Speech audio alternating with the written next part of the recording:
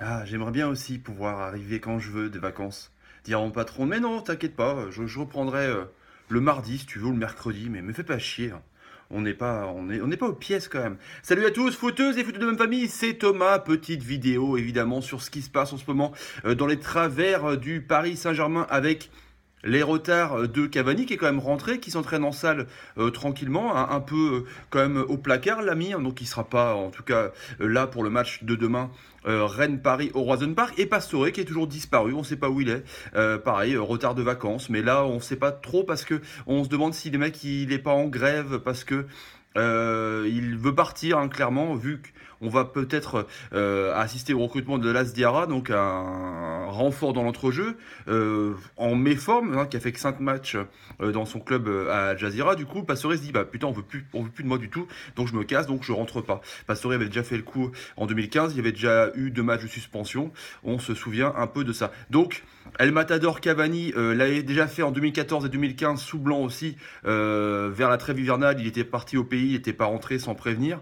Du coup, là, à mon avis, il risque d'avoir des sanctions financières de ouf. C'est quand même dingue quand même qu'on ne respecte pas une institution comme le Paris Saint-Germain, ou qu'on ne respecte pas d'ailleurs une institution quelconque d'un club. C'est un truc à moitié de ouf. Surtout que le Paris Saint-Germain avait décidé en début de semaine de donner un jour de plus pour la rentrée de ce janvier 2018, non mardi et mercredi. Du coup, pas de nouvelles. Il rentre tranquillement vendredi, l'ami Cavani, voilà, donc sans prévenir, sans rien. Du coup, il s'entraîne un peu à part, et Pastore donc n'est pas là, donc on se demande ce qu'il y aura. L'avait dit aussi, il avait fait Pocho. Il avait eu une suspension aussi de 2 matchs en 2015, mais bon, lui c'était un peu normal, il faisait un peu la teuf, on était un peu au courant quand même de ce qui se passait, hein. T'inquiète pas. Mais on se souvient quand même qu'au Paris Saint-Germain, les Qataris veulent faire un super grand club, mais les joueurs, je pense qu'ils ont vu par là une manne financière de ouf, et ils respectent pas le club comme le font le Madrid ou Barça ou à United, même si certains joueurs ont quand même fait des écarts de conduite, mais ils ont eu des grosses amendes en l'occurrence, hein. Mais là c'est un truc de ouf. Souvenez-vous quand même en Coupe de la Ligue, il a victoire 2-1 face à Lille en 2016, où Zlatan, Verratti et Pastore, encore lui, étaient partis à Las Vegas faire la teuf, tac tac tac tac.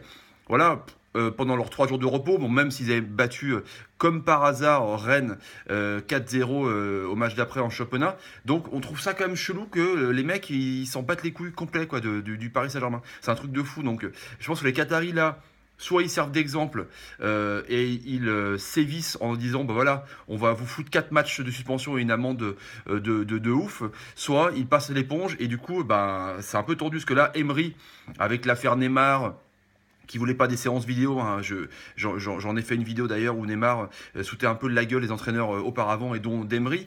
Le vestiaire était un peu, du coup, pas contre Emery, mais il le prenait un peu pour un jambon de Bayonne, tu vois, parce qu'il y avait le clan des Brésiliens, du coup, il a pas un peu de poigne, Emery. Du coup, là, je pense que le vestiaire va se dire, putain, là, faut qu'il réagisse.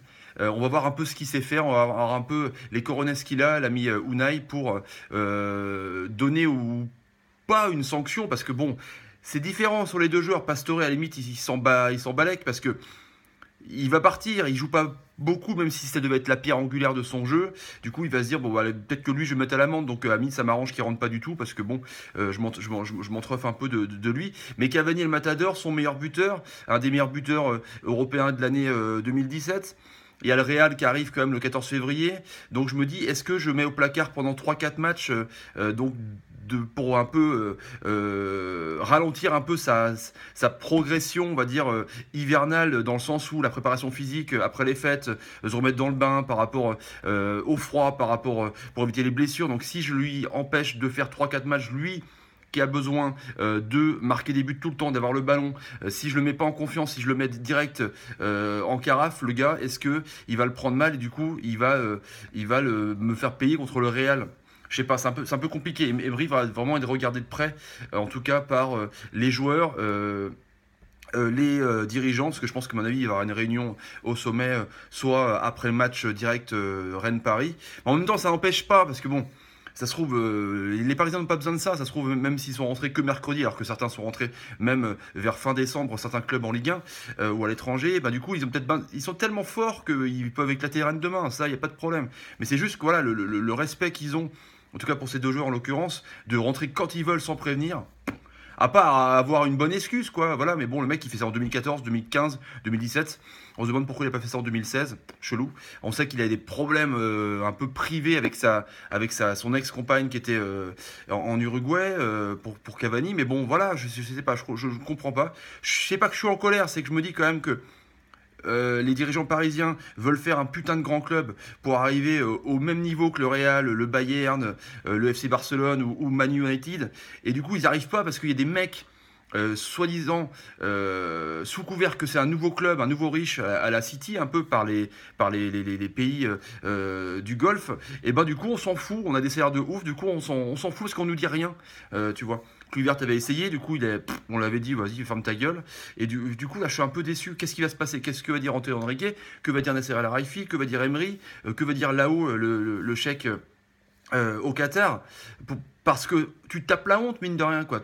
Soit tu montres l'exemple en mettant tes joueurs fautifs sur le banc ou des sanctions sportives, financières, même si les mecs ils s'en foutent parce qu'ils gagnent 500 bars par mois.